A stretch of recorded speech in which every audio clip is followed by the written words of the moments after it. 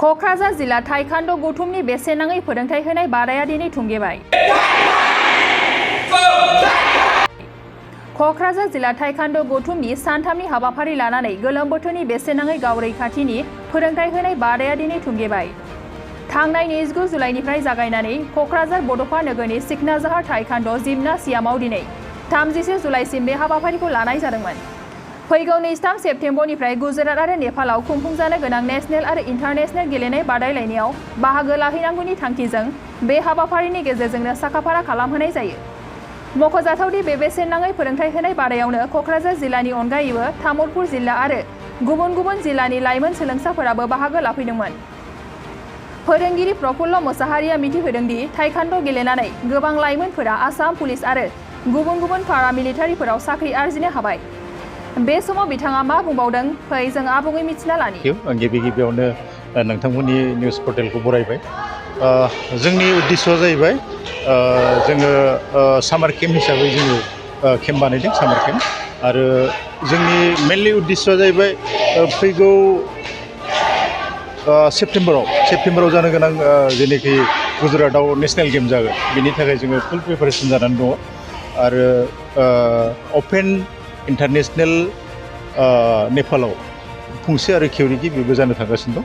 जों बेनि थाखाय जोङो फुल प्रिपारेसन खालामगासिनो।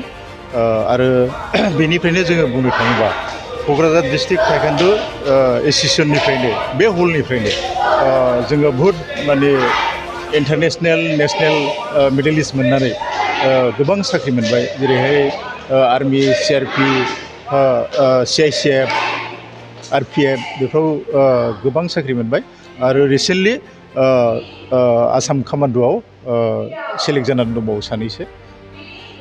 बेखिनियानो सामार केम्पआव दाख्लै थांनाय 29 तारिखनिफ्राय 30 तारिख आरो दिनै 31 तारिख, दिनै लास्ट जोंहा दिनै क्लसिं सेरेमनि।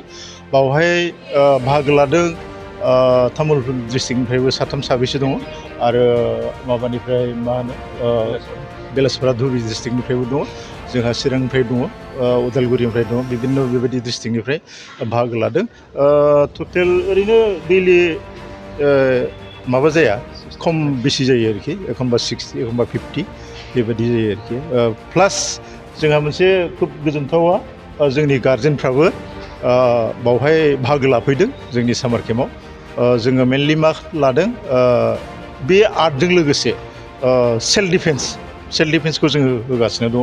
सेल्फ डिफेन्सखौ दानि माबायाव परिबेसाव हिन्जावसाफ्रा जिहेथु माने खुनु सेफटि गैया, नंखायनो जों हिन्जावसाफोरनि थाखाय मेनलि सेल्फ डिफेन्सखौ जोङो होफादों आरो बेखिनि।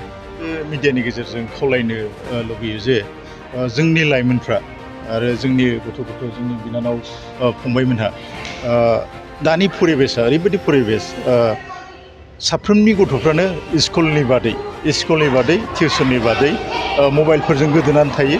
आरो मबाइलनि बादैबो जोंनि गथ'फ्रा जायफोरनोखि ओरैनो टाइमखौ मिसइउस खालामनानै जायफोर दङ, बिसोरो सोरबाया ड्राग्स गान्जा बेफ्राव जड़ित जानानै थायो। जों आसा खालामो जोंनि माबायाव फैयोब्ला, ताइक्वान्ड'आव फैयोब्ला, जोंनि माबायाव आर्टआव फैयोबा बेफोरबायदि निसाफोरनिफ्राय, बेफोरबायदि ड्राग्स गान्जाफोरनिफ्राय गोजानाव थानो हायो होननानै जोङो आसा खालामो आरोखि। ओमफ्राय मोनसे बेनिफिटआ बे, जेलानाखि ताइक्वान्ड'आव फैबाय, ताइक्वान्ड' लानाय लोगो लोगो जोंनि गथ'फोरनि फिजिकेला स्ट्रेंथ फैयो। फिजिकेल स्ट्रेंथ फैनाय लोगो लोगो मेन्टेलि स्ट्रेंथ फैयो। आरो फरायनायाव जायनिखि गथ'फ्रा 1 आवरल' फरायनो हायो, बावहाय ताइक्वान्ड' लानानै जेलानाखि फिजिकेल स्ट्रेंथ जाबाय, होमबाना मेन्टेलि स्ट्रेंथ जानानै बियो 3 घन्टा 4 घन्टा फरायब्लाबो जेबो प्रब्लेम फैया आरोखि। बे नोंथांनाव हान्थु, सिं, गोदोना, आखाइनि आसि, सिंस्रि, दाफोना सानाय, आफादावनि सानाय, आथिं मिजुनाय सानाय, खर' जरा सानाय, आथिं फारनैबो बोलो मोनै जानजि सानानै आथिङाव साहैनाय, जायखिजाया गोजामनिफ्राय गोजाम सानाय जादोंब्ला नोंथांमोना जिंगासिनो नांला।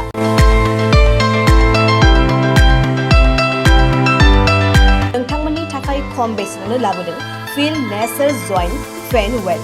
बे थाव मालिसखौ फुनोब्लानो नोंथांनि गासै सानाय जेंनाया खारगोन। अब्ला मानोथो गोबाव खालामखो? अर्डार आरो गोबां मोनथिनो थाखाय नैबे जानबुं नङाव फन खालाम 9974030738।